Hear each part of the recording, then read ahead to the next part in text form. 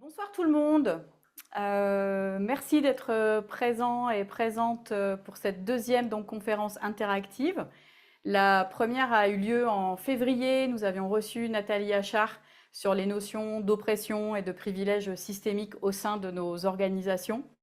On est bien dans le cadre en fait du cycle de conférences du Média Questionnant, donc pour le fonds de dotation de l'Université du Nou, dans cette idée de remuer, de continuer à remuer des sujets, certains très agréables, certains peut-être un peu moins agréables, dans cette idée toujours de politiser le faire ensemble et de venir regarder nos chemins et la manière dont nous fonctionnons ensemble.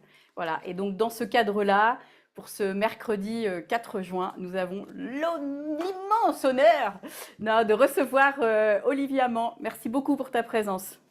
Eh ben, merci Lydia, merci à tout le monde d'être là. Ravi d'être là. Ouais, vraiment, merci beaucoup. Donc, on a pu avoir un petit temps avec toi, Olivier, et on a donc titré cette conférence La robustesse et nous, avec cette idée que j'ai vraiment bien aimé de remettre du nous dans les rouages. Tu parles souvent aussi du jeu JE et puis du jeu évidemment JEU. Et puis bah voilà, là il y avait quelque chose aussi de cet univers du nous. Donc on a sous-titré avec Sortir du culte de la performance. On va évidemment beaucoup en parler avec toi ce soir. Donc remettre du nous dans les rouages et puis ce changement d'échelle, enfin espéré ou possible.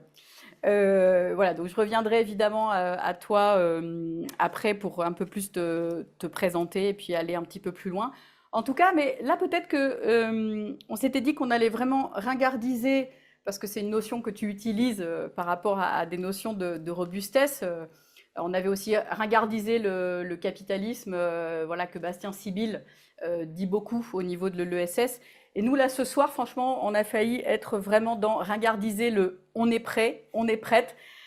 Parce que voilà, on a eu plein de trucs techniques, machin. Et puis toi aussi, bah, tu nous fais l'honneur d'être là, mais tu as aussi été en conférence, en événement toute la journée. Donc voilà, on a aussi. Merci qu'il n'y ait pas eu de retard au niveau du train. Donc là, on a installé en fait un studio. Bah, nous, là, ici, présentement, on est dans les Bauges, à la Tuile. Voilà, donc on a vu qu'il y avait plein de gens de plein d'espaces. Au total, il y a 326 personnes qui sont inscrites à cette conférence, aussi pour recevoir le replay par la suite. Merci d'être présent et présente ce soir, parce que l'idée, c'est bien qu'on puisse interagir, c'est bien qu'on puisse participer ensemble. Donc vraiment, merci pour votre présence. Du coup, je te donne la main par rapport à l'équipe et qui est là ce soir. Carrément. Pour vous parler un petit peu du dispositif, pour celles et ceux qui étaient avec nous la fois passée, vous rappeler qu'on était dans une espèce de setup hybride où on était dans un endroit à Paris, il y avait des personnes dans la salle avec nous, il y avait des personnes en ligne, on a pas mal jonglé avec ces deux-là. Quelque chose qu'on va continuer de canaliser aujourd'hui comme énergie, c'est le important. On est bien réunis et si on a l'honneur d'avoir Olivier avec nous, c'est pour parler de choses importantes qui nous importent, mais pas sérieux. Et le pas sérieux, nous, on va se l'assumer dans le fait que bah, si à un moment, dans cet énorme setup technique qu'on s'est donné, si à un moment il y a quelque chose qui va pas exactement comme on l'avait prévu, on va s'amuser à faire avec. Donc quand je vous dis ça, là vous nous voyez deux à l'écran, mais sous les projos quelque part, c'est déjà nouveau, on a step up là-dessus. Mais en fait, on est en train d'expérimenter au niveau de comment est-ce qu'en équipe on prépare ce genre de setup. Donc j'aimerais bien, voilà, faire un grand voilà à la régie, avec Romain, Camille et Laurent qui s'occupent de la régie, du chat. On a aussi Johan qui n'est pas au même endroit que nous, qui fait un soutien incroyable à la technique. Donc ça, c'est les personnes qui vont s'amuser pendant que nous on parle, à faire les switches de caméra. On est en train de vraiment découvrir tout un tas de choses sur comment on fait du live en fait. Donc c'est bien dans ce contexte qu'on vous accueille et qu'il y a un degré d'incertitude qui n'est pas zéro. Pour vous parler aussi un petit peu plus de ces conférences interactives, on les fait dans quelque chose qui se cherche, et ça Olivier c'est quelque chose que j'ai lu dans ton bouquin qui m'a pas mal plu. L'artiste il trouve ses questions en faisant, et donc on est un petit peu dans ce truc là, c'est la deuxième édition, on est encore en train de chercher la forme, on est en train de chercher la manière de tenir un espace qui va permettre à la fois à des personnes de notre écosystème de pouvoir venir, s'abreuver, participer, donc un petit peu avec les modalités que vous nous connaissez, et en même temps on cherche qu'est-ce que ça veut dire de faire média questionnant. Donc d'entendre bien sûr, mais aussi de questionner, de soulever des questions et de faire ça ensemble. Donc, bienvenue à l'expérience. On est un petit peu au même endroit que vous à cet endroit-là. Déjà, au niveau de l'expérience, la fois passée, on avait réussi à organiser tout cet espace en oubliant de vraiment créer le setup qui vous invite à faire un don. Donc là, on va déjà essayer, on va augmenter le level. Et au niveau de l'expérimentation, voilà, on crante un petit peu. On rappelle que toute cette équipe-là, nous, on est là pour vous offrir quelque chose. C'est un peu dans la ligne du fonds de dotation de l'Université du Nou. Est-ce que tu veux nous en dire un petit peu plus sur cette ligne? Qu'est-ce qu'on cherche à explorer? Oui, l'idée c'est vraiment donc comme on l'a dit, de faire média questionnant et aussi de pouvoir produire toujours et encore des ressources libres, en fait, vraiment pour que tout le monde, pour que ce soit le plus accessible possible. Donc créer, on va dire plutôt des ressources libres que plutôt des communs, puisqu'on sait qu'il y a aussi toute une question de gouvernance autour.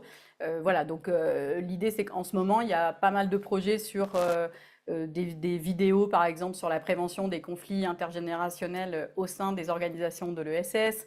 Il va y avoir aussi des vidéos sur faire ensemble et oppression systémique. Donc voilà, tout ça, évidemment, ça a besoin aussi d'énergie et de partenariat. Et c'est des chouettes, chouettes projets qui sont en route. Donc le fonds de dotation vient soutenir en fait cette partie de ressources. Et c'est vraiment dans ce cadre-là qu'on se réunit ce soir. Et que Olivier, pour moi, là vraiment, tu contribues grandement à ta manière. Bon, voilà, ça, On a Colline aussi. ça nous présente un peu une grande partie du dispositif. Il y a une autre partie qui est Colline, qu'on n'a pas citée dans l'équipe. Colline, peut-être qu'on peut mettre un petit peu la caméra sur ce qu'elle fait. Colline, qui est notre artiste graphique, qui travaille depuis sa tablette chez elle et qui, pendant que l'on parle, voilà, super, Ouais, génial. Merci, qui nous Colline. adresse un salut. Colline, pendant qu'on parle, elle va essayer d'engrammer à sa manière, artistiquement parlant, quelque chose d'une trace, une empreinte de ce qu'on va partager ensemble. Donc elle est à notre écoute et on fera de temps en temps un petit aller-retour vers sa caméra. On va tester quelque chose d'un sondage, un outil de sondage qui se fait sur Zoom qui s'appelle Slido. Donc c'est à peu près la deuxième fois qu'on l'utilise. On vient jauger le niveau de familiarité que vous avez avec le sujet et donc peut-être avec l'œuvre de Olivier ou alors avec ses notions dans votre vie par ailleurs. Oui, on a 20 votes. Ça vient beaucoup dans le chat. 50% des personnes ont déjà écouté des podcasts ou lu sur le sujet. Il y a 12% des gens qui ne connaissent pas du tout le terme et 7% qui pratiquent évidemment la robustesse tous les jours dans leur quotidien. Le détail sera transmis un peu plus tard. Super. Ok, bon, je vois que ça suit dans le chat. Pour les personnes qui n'ont peut-être pas accès à Slido, c'est peut-être une invitation à télécharger la dernière mise à jour de Zoom ou pas, parce que pourquoi toujours rester à jour? Olivier, donc tu es chercheur en biologie, biophysique, directeur de l'Institut Michel Serres. J'ai été regarder aussi ce que tu avais cherché, donc peut-être ce que tu avais trouvé.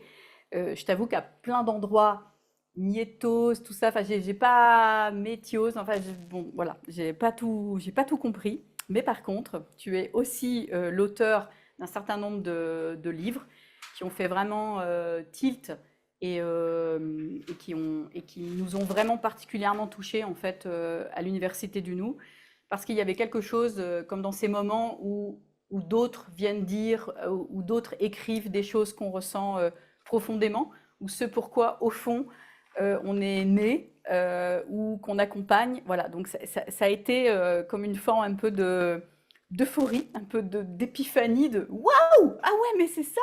Bon, et en plus, à plein d'endroits, c'est évidemment très très bien dit. Donc il y a le livre qu'on a ici sur l'antidote au culte de la performance. Il y a ton livre sur la troisième voie du vivant. Et puis là où on s'est rencontrés physiquement, au festival donc, du livre de Chambéry, donc sur l'incohérence en termes de politique de la robustesse. Déjà, nous, on avait envie de te partager que, en même temps, à un endroit, on te trouve en ce moment plutôt au taquet du culte de la performance, de comment tu fais en fait pour faire autant, voilà. Le gars est partout. Ouais, autant de choses à autant d'endroits, mais je sais que tu as décidé d'y consacrer un bout de ta vie. Et du coup, j'avais envie de te lancer parce que, évidemment, on a écouté beaucoup, beaucoup de choses par podcast. C'est vraiment d'une grande générosité et merci pour ça. Et j'avais envie en fait que tu puisses nous dire pourquoi à un moment donné ça t'a vraiment paru impérieux. Pourquoi? Parce qu'il y avait déjà beaucoup de recherches qui étaient déjà fondamentales et importantes. Donc pourquoi à un moment donné tu as vraiment décidé d'y consacrer, maintenant ça va se compter en années, tout ce temps sur ce sujet-là précisément? Et merci de la question et de l'invitation de nouveau. Alors moi, j'ai presque envie de dire que c'est un peu par hasard et c'est aussi par conviction. Donc c'est un peu un mélange des deux. Donc là, peut-être une incohérence déjà dès le départ. Mais en fait, moi, je travaille sur les plantes. Ça, je savais que je voulais toujours travailler sur les plantes. C'est quelque chose qui m'a toujours passionné, même quand j'étais ado, hein, je veux dire. Donc ça remonte vraiment à très loin. Et c'était plutôt des aspects de biologie moléculaire et cellulaire, hein. C'est plutôt du mécanisme à petite échelle. Et quand je travaillais là-dessus, on est tombé avec l'équipe hein, sur la question de la robustesse assez rapidement, avec les collègues, Reski Boudaoud, enfin toute une équipe, hein, voilà, Yves Couder, Yann Trace, enfin, je pourrais citer toute une galaxie de personnes hein, qui ont travaillé sur cette question-là. Donc ça, c'était très chouette, sujet très chaud en biologie, donc aucune raison de dérailler de ce truc-là, en fait, hein, de rester dans mon laboratoire. Et puis, bon, bah, comme tout le monde, enfin, comme beaucoup de monde, la question socio-écologique, quand même, vient un peu perturber tout ça. Ça, elle s'arrête pas à la porte du laboratoire. Donc, évidemment, qu'on se dit, ah bah tiens, quand même, ce sujet-là, ça vaut le coup d'aller le creuser. Et donc, plus on le creuse et plus on se rend compte que, en fait, il est gigantesque et que il y a une question sociale derrière, qu'il y a une question géopolitique. Enfin, en fait, ça embrasse tout, quoi. Donc ça devient énorme. Mais moi, j'avais encore compartimenté les deux. J'avais mon travail de laboratoire et cette question-là. Et en fait, ce sont les artistes qui m'ont donné le lien. Donc, questionner la question, ça a vraiment été un point clé. C'était notamment une conférence à Berlin où l'épiphanie, moi, elle a eu lieu à cette conférence-là, en fait. Quand on avait comme ça du temps un peu d'interaction un peu ouvert, où bah, je me suis rendu compte que, enfin en tout cas on m'a dit que mon sujet de recherche avait des liens très forts avec la question de l'anthropocène, de la question socio-écologique. Et en fait, je ne l'avais pas vu. C'est vraiment quelqu'un d'autre qui me l'a dit. Donc là, il y a eu une sorte de déclic. Je me dis, ah bah oui, en effet, il y a un truc. Et donc j'ai commencé à aller chercher, enfin, à en parler un peu en dehors. Et plus j'en parlais, plus je voyais que ça résonnait. Donc c'est ça qui m'a fait sortir. Mais j'ai presque envie de dire que c'est sur la montée en échelle, c'est ça qui me motive en fait, hein. Et c'est dans tous les sens du terme. C'est-à-dire que mon travail de biologie, c'était moléculaire et cellulaire. Et donc là, je passe maintenant à l'échelle sociale, qui est donc nettement plus large que ça. Et c'est aussi une montée en échelle politique, puisque en effet, politiser cette question-là, à mon avis, politiser le vivre ensemble, ça c'est quelque chose de, à mon avis, vraiment fondamental. C'est pour ça que je suis là ce soir d'ailleurs. Je crois que c'est vraiment une des clés essentielles dans le monde qui vient. Et ça fait partie de la robustesse d'ailleurs, ça. Merci pour tout ça. Et du coup, moi, c'est vrai que j'avais aussi envie de te demander comment ça se passait à l'intérieur. Et puis après, on va aller totalement sur notre sujet, mais quelque part, aussi dans ton groupe aussi de chercheurs, parce que tu sembles aussi assez. Donc maintenant, tu dis que tu as intégré cette fonction à l'intérieur de ton labo. Mais est-ce que ça a été assez simple? Comment aussi tes coéquipiers, coéquipières, en fait, voient ça, tu vois, quelque part, comment un peu votre groupe, votre nous gère aussi nous, ce qu'on appelle dans notre équipe les sacs et ressacs. À des moments, bah, on est très très présent, et puis à des moments, on est un peu moins présent parce que d'autres choses se proposent à nous. Donc, comment tu viens gérer ça aussi? Ouais, alors en fait, c'est plutôt que la question de la robustesse, vraiment pour moi, elle vient du laboratoire de tous les collègues, là, mais c'était de la robustesse biologique, vraiment cellulaire, quoi. Voilà. Et donc là, il y a plein d'écrits, il y a plein de publications scientifiques hein, très pointues sur de la robustesse de tel enzyme. Enfin, c'est vraiment hyper précis, quoi. Donc ça, c'était déjà au labo et c'est toujours là, hein, et donc ça, ils ont pas besoin de moi pour, faire de la robustesse. C'est-à-dire on en fait tous un peu dans nos sujets, respectifs. La décision de partir du labo finalement, de passer à une bonne partie de mon temps en dehors du labo, ça s'est fait progressivement et ça s'est accéléré, on va dire, parce qu'il y avait de plus en plus de demandes extérieures, mais aussi je voyais bien que ça résonnait de plus en plus. Donc en fait, alors ce qui est super, c'est que mon employeur, hein, qui est l'INRAE, donc l'ancienne INRA, Institut national de la recherche pour l'agriculture, l'alimentation et l'environnement, c'est un institut de recherche qui est très ouvert à la recherche action, science citoyenne, recherche participative. Et donc, en fait, quand on fait de la recherche, enfin, c'est quasiment de la recherche en sciences sociales, hein, ce que je fais finalement en me baladant comme ça. En fait, c'est une forme d'hybridation entre de la recherche très moléculaire, très, voilà, les principes systémiques de la robustesse du vivant. Donc, ça, c'est très, voilà, très moléculaire, très cellulaire. Ça peut être aller jusqu'à l'écosystème, mais c'est quand même très mécanistique. Et puis des sciences sociales finalement. Aller voir des associations, des entrepreneurs, des collectifs de citoyens, des métropoles, des régions. Enfin voilà, j'étais avec les Nations Unies ce matin là, enfin l'organisation pour la météorologie. Voilà.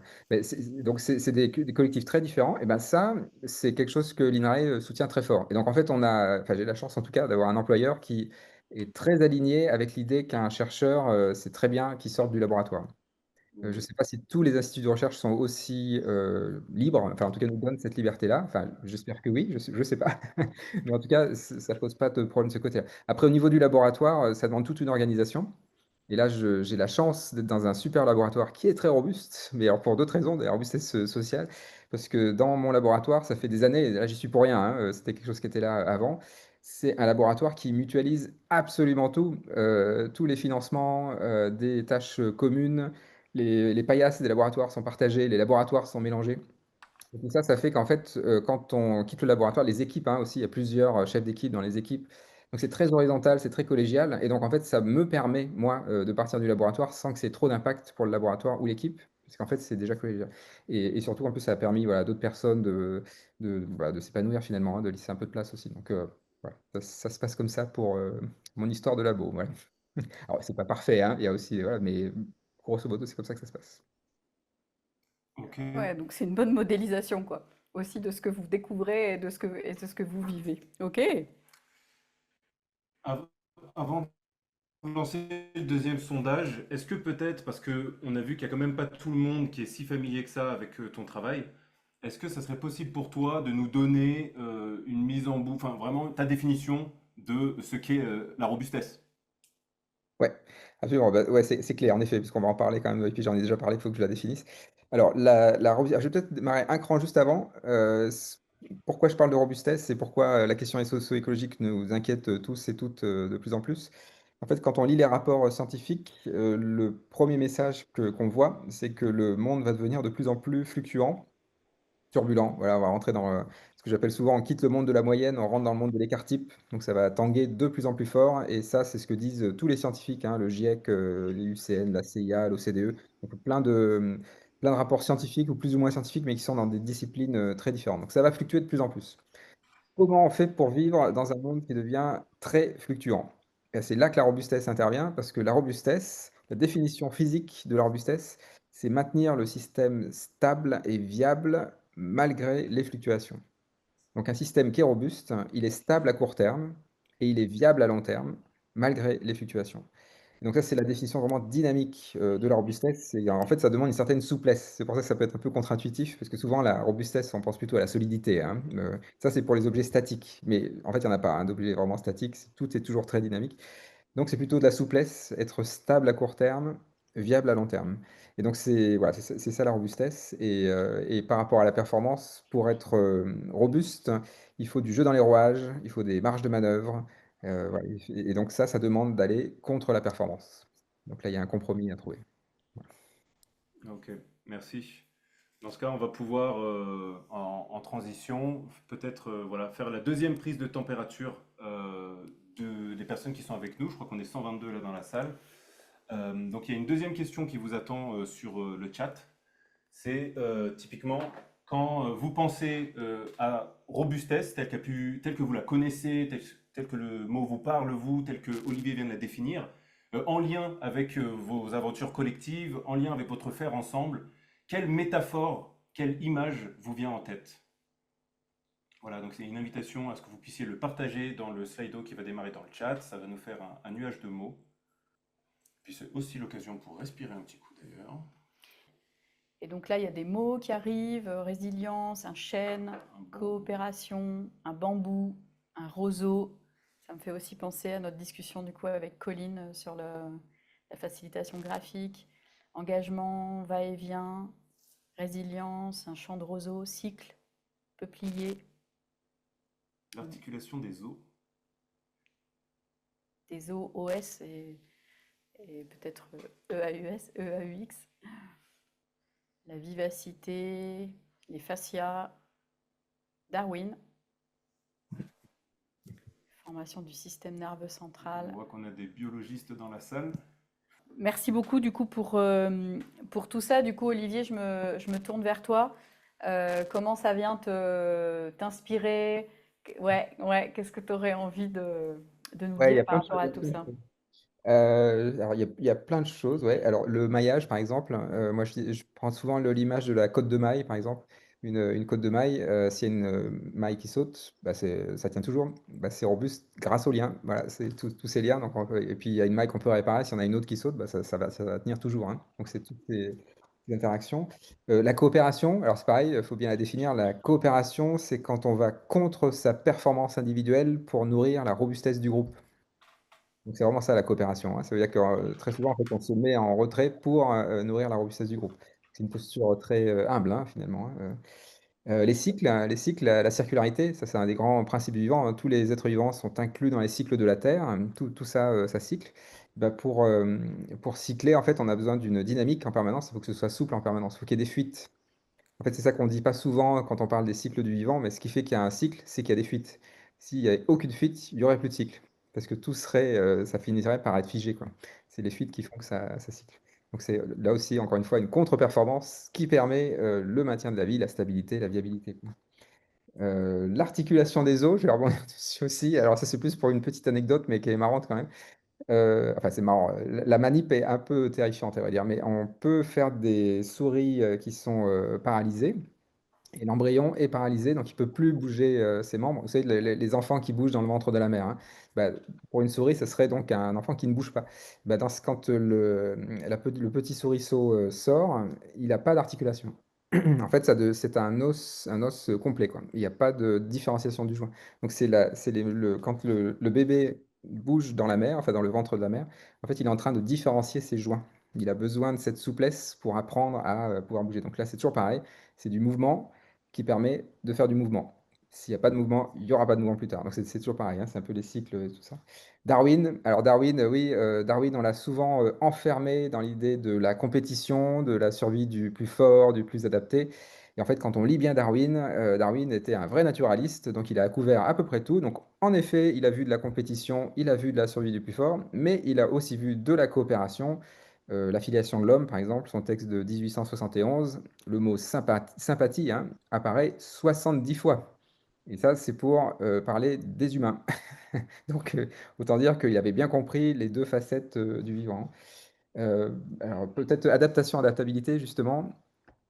S'adapter, ça veut dire qu'on change de voie, mais qu'on risque quand même encore de s'enferrer dans une voie étroite. En fait, optimiser, on s'enferre dans une voie étroite. À s'adapter, ça veut dire qu'on change de voie, mais on va toujours encore s'enferrer dans une autre voie étroite. Et être adaptable, c'est le contraire. Ça veut dire qu'on laisse plein de voies possibles. Donc une diversité de voies, on explore, on expérimente. Donc en fait, l'adaptabilité, c'est quasiment le contraire de l'adaptation. Alors c'est ça qui est un petit peu difficile parce que c'est deux mots qui se ressemblent beaucoup, mais pour le dire un peu brutalement, dans un monde fluctuant, il faut surtout pas s'adapter. Parce qu'en fait, on va s'enferrer dans une voie étroite et c'est certainement pas la bonne puisque le monde change tout le temps. Dans un monde fluctuant, il faut être Est-ce que tu peux nous adaptable. donner un exemple de ça pour qu'on Ah saisisse mieux oui, ce que alors, tu veux dire? ouais, ouais, alors s'adapter, ben, par exemple, alors il faut que je prenne un exemple un peu caricatural, mais bah, peut-être je vais prendre l'exemple de CrowdStrike, voilà, une entreprise de cybersécurité très adaptée, parfaitement adaptée au système Windows. Bah, du coup, voilà, elle a très bien marché pour le système Windows, mais il suffit qu'il y ait une erreur de mise à jour et c'est tous les systèmes Windows qui plantent. Pas du tout adaptable en fait. Bon, ça a fini par être réparé, mais ça a bloqué. Mais on pourrait penser à plein d'autres choses, hein. Dès qu'on commence à suroptimiser un système, en fait, il devient très fragile. Bah, c'est le canal de Suez bloqué par un bateau, c'est la mondialisation, hein, voilà, nos médicaments qui sont produits en Chine et en Inde. Ça, voilà, on s'est adapté au marché, hein, finalement.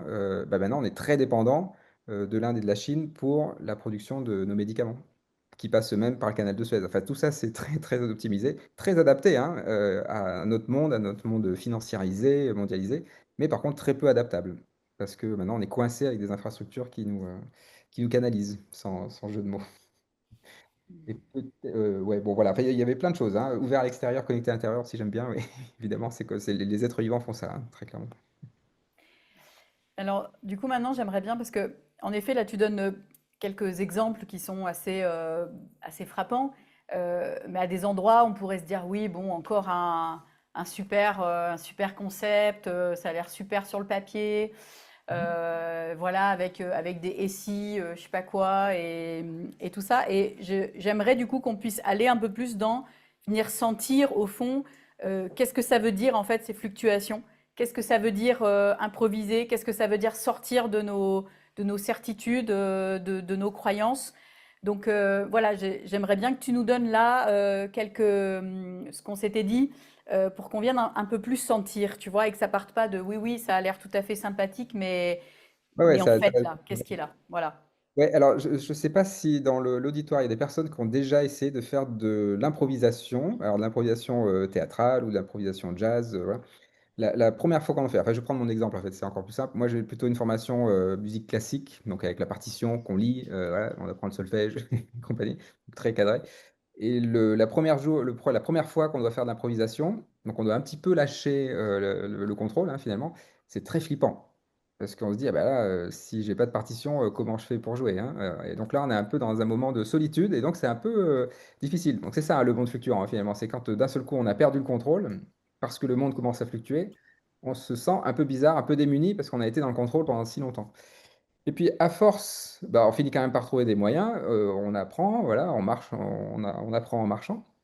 Et au bout d'un moment, quand on sait faire de l'improvisation, qu'on arrive à peu près à bricoler, à faire de l'improvisation, bah, en fait, là, on a le sentiment exactement inverse, c'est d'être très rassuré par l'incertitude. Parce qu'en fait, on sait qu'il va se passer quelque chose. Et on sait qu'on peut le faire avec à peu près n'importe quel musicien, dans n'importe quelle condition, avec à peu près n'importe quel instrument. Et ça, c'est la force de jouer avec l'incertitude, c'est que ça permet, ça c'est une école de la robustesse finalement. Plus on est confronté à l'incertitude, et plus on va apprendre à être robuste. Mais il y a cette période, alors tu as tout à fait raison, il y a une période un peu bizarre, parce qu'en fait, quand on a été vraiment c'est presque endoctriné dans le contrôle et la performance, en fait, quand on lâche ça, c'est très compliqué, hein. Bah, d'ailleurs, c'est ce que vivent les gens qui sont en déprise sectaire, hein, pour forcer le Mm. trait. C'est que quand on est dans une dérive sectaire, tout va bien, parce que tout le monde est d'accord avec soi, on a plein d'amis qui pensent tous comme nous. D'ailleurs, on n'a rien besoin de se dire parce qu'on pense tous pareil. Donc c'est super, hein. Enfin, je veux dire, c'est super. Entre nous, il n'y a vraiment aucun problème. C'est l'eau tiède, hein. Donc le confort maximum, quoi. Sauf que, évidemment, ce truc-là finit par planter parce que le monde change, ou souvent parce qu'il y a un gourou qui est un peu quand même barré. Donc ça finit par planter. Et donc là, on se retrouve tout seul.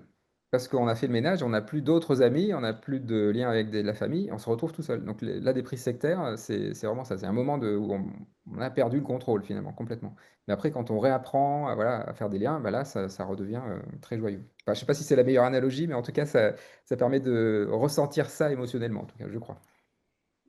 Ben, je veux bien que tu ailles un peu plus loin dans... parce que moi, la première fois quand je t'ai entendu en conférence au Festival du Livre de Chambéry, il y avait une table ronde euh, avec Diane Dupré-Latour et Pablo Servigne était malade, mais tu as parlé vraiment qu'aujourd'hui, en fait, nous sommes dans une société secte. Et je pense que c'était la première fois que je l'entendais dire de cette manière-là. Et je sais que tu as poussé, évidemment, c'est des mots forts, mais j'aimerais bien un peu que tu viennes nous dire en quoi aujourd'hui nous vivons, moi j'aime dire, voilà, en capitalisme, mais j'entends que toi tu vas plus loin en fait là-dessus. Je veux bien que tu nous en dises Ouais, quelques mots. ouais, voilà. Alors, qu'est-ce qui caractérise une dérive sectaire? C'est quand le mot rassembleur n'est plus questionné. En fait, tout le monde pense que le mot est positif. Ce mot rassembleur, c'est le bien. Et donc, la performance, donc, alors il faut bien que je la définisse aussi, hein. La performance, je prends la définition du contrôleur de gestion parce que c'est la définition la plus généralisée, plus mainstream. La performance, c'est la somme de l'efficacité et de l'efficience. Efficacité, atteindre son objectif. Efficience avec le moins de moyens possible. Donc, quand on est performant, on atteint son objectif avec le moins de moyens possible. Et ben, c'est ce mot-là en fait qu'on ne questionne plus. Parce que performance, le sens initial de performance, c'était l'art de bien faire. Donc il y avait un côté presque moral associé au mot performance, l'art de bien faire. Sauf que c'est devenu l'art d'être efficace et efficient. Et donc, alors, c'est là où c'est assez incroyable, c'est que maintenant, le mot performance, c'est toujours bien, hein. Faut être performant, faut faire de la performance pédagogique, de la performance militaire, de la performance d'ingénierie. Enfin, c'est toujours génial hein, d'être performant. Sauf que, en fait, être efficace et être efficient, ça veut dire qu'on se canalise dans une petite voie et qu'on a perdu des compétences. Mais dans la dérive sectaire dans laquelle on est, très rarement on va questionner la performance. Et donc c'est en effet, pour moi, je pense que nous sommes dans une forme de dérive sectaire. Et donc, alors c'est surtout quand on rencontre les entrepreneurs, mais aussi les politiques, hein. La performance, hein, l'efficacité politique. Enfin, regardez, faites un petit essai, hein, pendant une journée. Écoutez le nombre de fois on va vous parler d'efficacité, d'efficience ou de performance. C'est absolument hallucinant le nombre de fois où il y a cette injonction qui est là. Et c'est une injonction que nous-mêmes, on a complètement incorporée, parce que c'est la façon dont on empile les livres derrière, les assiettes dans l'armoire, qu'on trie les fourchettes et les couteaux, le trajet domicile-travail, la façon de planifier les vacances. Tout ça, c'est soumis à l'injonction de performance. Et on ne s'est pas vraiment demandé si c'était une bonne idée. C'est-à-dire qu'en fait, on pense que c'est bien. Alors, je dis pas que c'est nul, il ne faut pas non plus basculer dans l'extrême inverse, mais il y a juste un équilibre à trouver. C'est qu'en fait, et ça je peux le dire en une phrase, hein, enfin en 2 mots même, hein, c'est optimiser, fragilise. Quand on augmente les performances, puisqu'on s'est canalisé, on s'est fragilisé. Et donc, il y a plein d'exemples, hein. Voilà, les méga-feux à Bordeaux, là, dans les Landes, en 2022, quand on voit les arbres calcinés, on voit surtout des arbres alignés, parce qu'on a optimisé la récolte du bois. Des arbres qui sont alignés, c'est des autoroutes pour le feu. Et apparemment, on s'est jamais posé la question du fait que ça, c'était de la performance du bois, pour la récolte du bois, mais pas du tout une bonne performance. Enfin, c'est une performance pour le feu, oui, le feu va plus vite. Mais par contre, est-ce que c'est vraiment ce qu'on veut? Et tout est comme ça, hein. Donc c'est pour ça qu'on est dans une forme de dérive sectaire, parce que très rarement, on va considérer que la performance est un problème. Alors moi, j'ai une clé quand même pour déminer ça. Enfin, il y en a plein d'autres certainement, mais en tout cas, une clé qui est utile, c'est 3 mots. C'est-à-dire que quand on met l'accent sur la performance, en fait, c'est toujours de la performance qui est relative. On est toujours plus ou moins performant qu'un autre. Donc, l'appel à la performance, c'est un appel à la compétition. Dans une compétition, ceux qui gagnent, ce sont toujours les plus violents. Et ça, c'est toujours vrai, hein. C'est vraiment performance appelle la compétition appelle la violence. Ça, c'est toujours vrai. Un sportif de compétition, par exemple, il sera violent avec son corps, hein. Voilà. Le pompier qui va au feu, il sera violent avec son corps le temps qu'il est dans l'incendie. Donc, c'est pas ça vraiment ça le problème, hein. C'est juste que ça existe, c'est comme ça. Le problème, c'est quand c'est transitoire, c'est pas un gros problème parce qu'on peut récupérer après, hein. Le problème, c'est quand on est dans une culture de la performance, alors on est dans une culture de la violence contre les femmes, contre les plus défavorisés, contre les écosystèmes. Et donc c'est exactement ça, c'est un peu ce cristal-là qu'il faut aller chercher. C'est que sinon, on reste un peu à la surface des choses, hein. On va faire du développement durable performant et on va continuer l'endoctrinement sectaire de la performance. Après, on va aller justement sur quelques exemples de un peu se confronter à, tiens, s'il y avait des grosses fluctuations, qu'est-ce que ça nous ferait? Donc là, je veux bien après que tu ailles sur certains exercices, comme maintenant tu peux proposer dans tes ateliers. Moi, il y a vraiment quelque chose qui me faisait penser à ce que Judith Butler appelle la performativité. Donc comment aussi on vient performer la performance et comment en fait aussi on sort du culte évidemment de la performance, mais donc du culte du virilisme, du brutalisme, hein, tu citais Membe là-dessus. Voilà, donc là on est aussi dans ringardiser aussi cette forme de performativité, ringardiser, je pourrais dire éliminer ou ringardiser le patriarcat, parce que là on est totalement en fait dans ces sujets de domination. Et en même temps, aujourd'hui, on voit que quand nous, on accompagne des organisations vers d'autres chemins, c'est vraiment pas simple de venir sortir d'autres indicateurs. Ça veut dire forcément sortir des indicateurs dont ils ont l'habitude. Ça veut dire quoi aussi? Répondre à cette question de est-ce que ça a réussi? Bah voilà, qu'est-ce qu'une organisation qui réussit? Enfin, tu vois, donc il y a toutes ces questions. Et on voit aussi que la plupart du temps, eh bien, des aspects de coopération, c'est un peu moins, je sais pas, c'est un peu moins stimulant en fait que la compétition, que quand même, voilà, on aime on aime être compétiteur ou que ça vient nous amener un certain type de plaisir que peut-être nous des fois on nous dit oui mais quand même le débat, alors c'est pas, on ne peut pas débattre, mais vraiment cette excitation aussi de la compétition. Voilà, donc ça, c'est aussi tout un chemin en fait, à venir déconstruire. Donc, c'est-à-dire, il y a la performance, puis il y a la performativité à l'intérieur même de la performance, quoi. Et pour l'instant, ça reste bah, Ouais, bien sûr. sexy, c'est pas les bons mots, mais voilà, c'est. Bien sûr, bien sûr. Alors, c'est là où il faut faire un petit travail de déprise sectaire, hein, vraiment. Donc, en fait, quand on est comme ça dans une doctrine sectaire ou dans un dérive sectaire, c'est que les mots, le sens des mots doit être requalifié finalement. Alors, je vais prendre le mot innovation, par exemple, parce que c'est souvent un mot qui est associé avec le mot compétitivité. On dit que plus il y a de compétition et plus il y aura d'innovation. Et il y a même une théorie économique pour ça, c'est la théorie de l'efficience X de Harvey Labenstein qui dit que plus il y a de concurrents et plus il y a d'innovation. Donc on a même l'impression que ce sentiment qu'on a en nous, que quand on est dans la compétition, c'est très stimulant, et ben, il y a même une théorie économique qui dit que plus il y a de concurrents, plus il y a d'innovation. Alors ça, bah, cette théorie, elle est vraie seulement si le monde est stable et abondant en ressources. Parce que du coup, oui, en effet, dans un monde stable, abondant en ressources, il y a beaucoup de compétition, et du coup, c'est ça qui va stimuler l'innovation. Dans un monde instable et en pénurie chronique de ressources, le moteur de l'innovation, ce ne sont plus les concurrents, c'est le monde fluctuant. Alors, je vais donner un exemple très concret, hein. Le projet, l'extrême défi de l'ADEME, c'est un projet pour faire des véhicules intermédiaires. Donc, c'est des véhicules qui sont entre un vélo et une voiture. Donc, c'est des petits véhicules plutôt mobilité rurale, plutôt courts, hein, 25 à 40 km/h, les trajets du quotidien, quoi. Et souvent, donc, c'est des petits véhicules entièrement réparables, entièrement interopérables. Ça redonne du sens à ce que c'est qu'un garagiste qui va vraiment réparer une voiture. Il y a un panneau solaire sur le toit, donc il n'y a même pas besoin de les brancher, il se recharge en permanence. Ben voilà, tous ces petits trucs-là.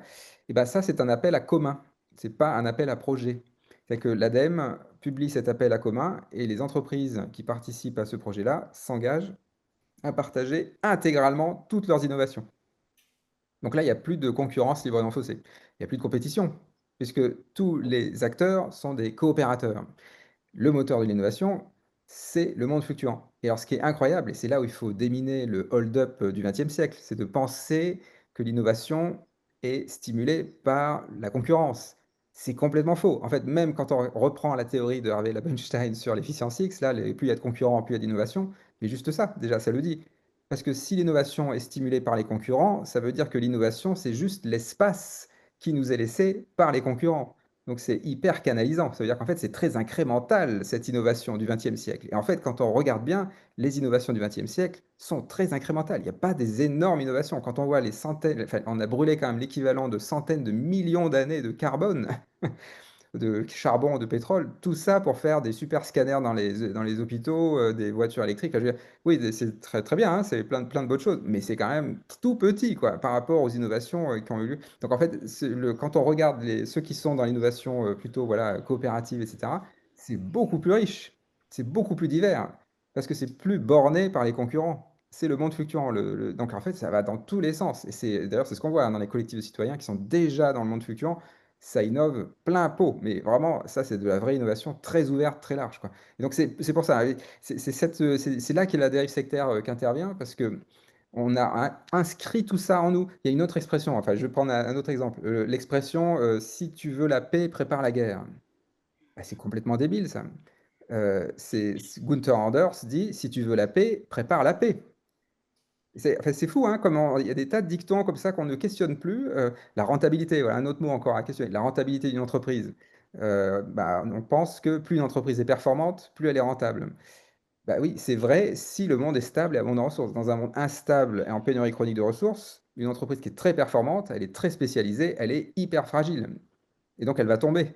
Les entreprises les plus rentables dans le monde fluctuant, ce sont les plus robustes. Par définition, mais là je suis très darwinien, hein, c'est celles qui vont résister, hein, évidemment. Et donc c'est tout ça hein, qu'il faut changer. Il faut sortir du catéchisme performant, quoi. Voilà. Hmm. Ouais, et ça c'est quelque chose que je trouve intéressant parce qu'il y a quand même une question là pendant qu'on pose un peu une des grosses bases de ta pensée qui est cette opposition entre robustesse et performance. Donc je vois Emmanuel qui nous partage, mais moi dans les textes que j'ai lus d'Olivier, je ne comprends pas pourquoi la performance est décrite de façon aussi caricaturellement négative.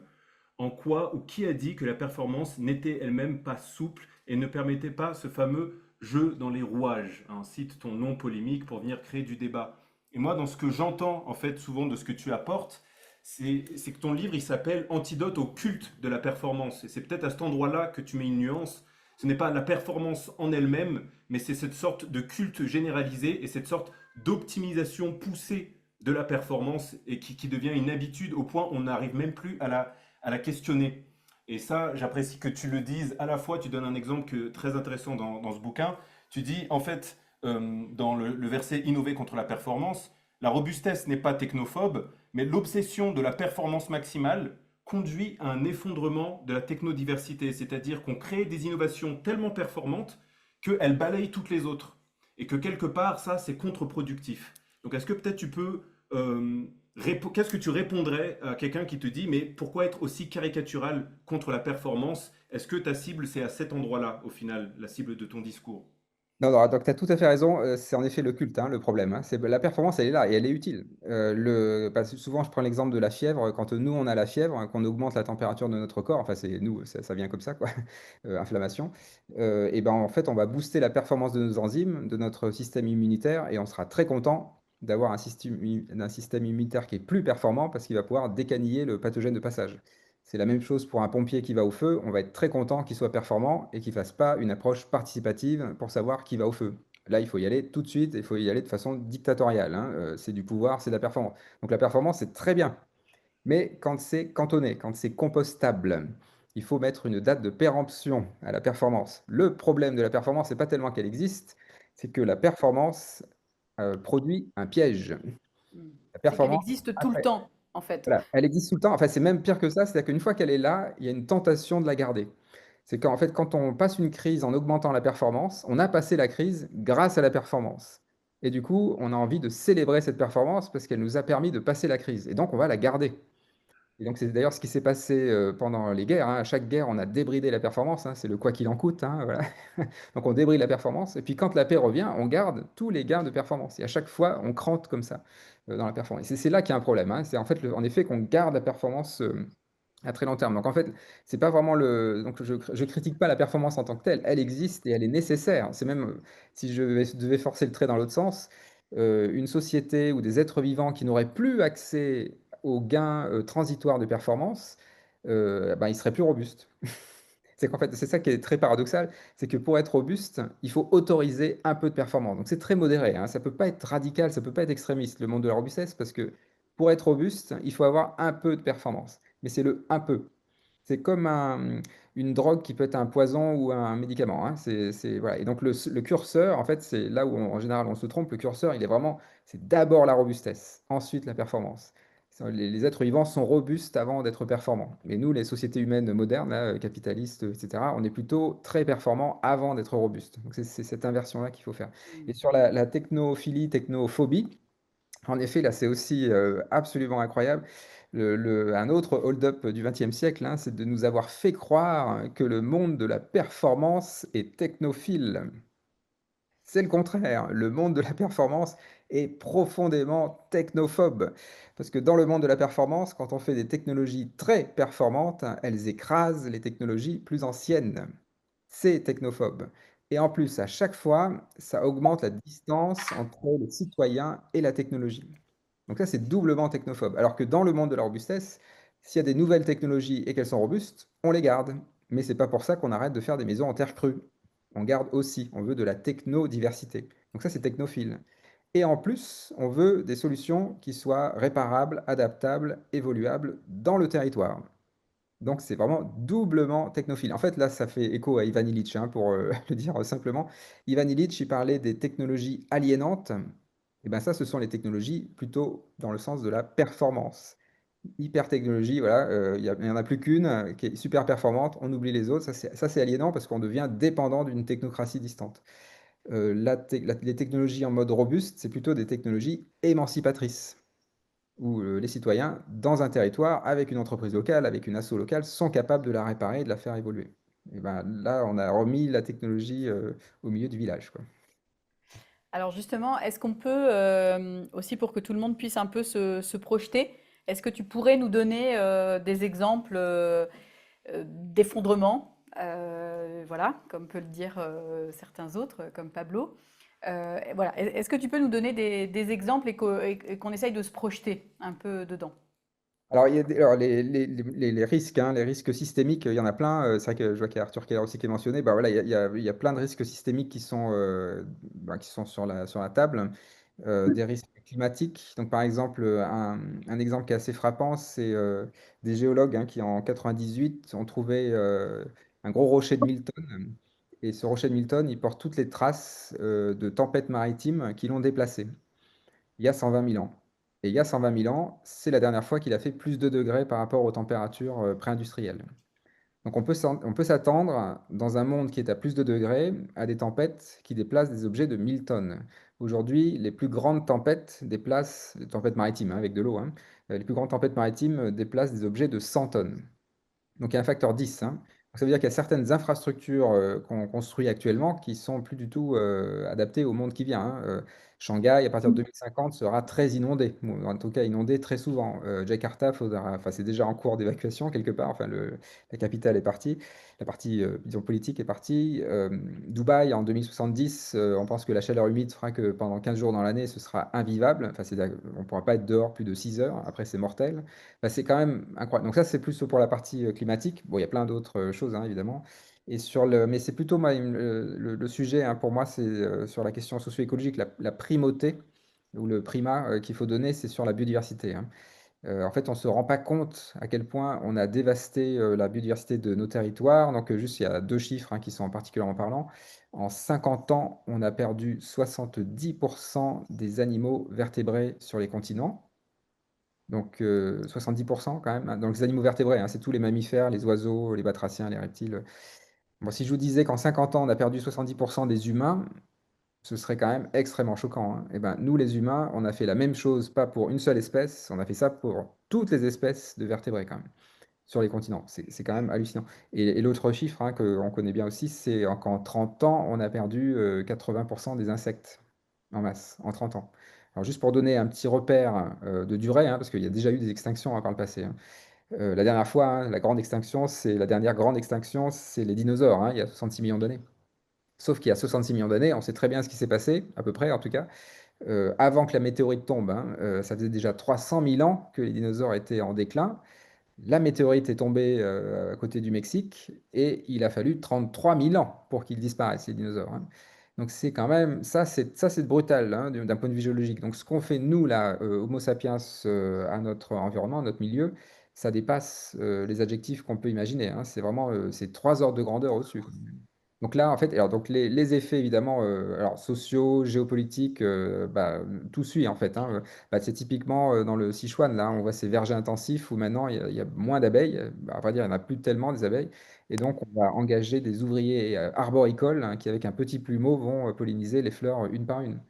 Donc ça, c'est un effondrement en fait. C'est que on le fait encore tourner, mais ça, c'est d'une fragilité incroyable. Ça peut pas durer comme ça très longtemps. Donc ça, voilà, c'est des exemples. Je ne vais pas trop insister sur, mais il y a Hmm. quand même des signes quand même que c'est très sérieux. Voilà.